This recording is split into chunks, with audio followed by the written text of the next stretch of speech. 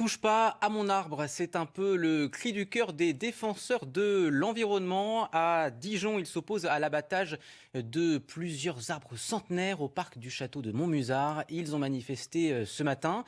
Sylvain Bouillot et Rodolphe Augier étaient sur place.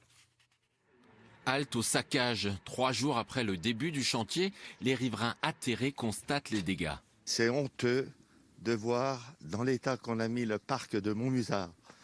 Moi, je suis né dans le quartier, j'en ai la larme à l'œil. De l'autre côté de ces murs, 3 arbres centenaires doivent être abattus.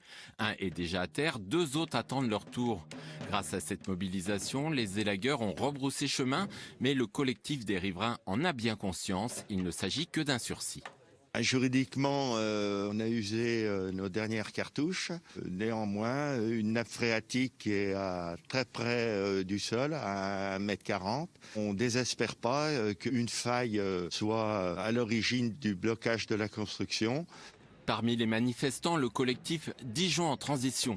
Ces militants dénoncent une réduction de l'espace boisé classé et une bétonisation de la métropole.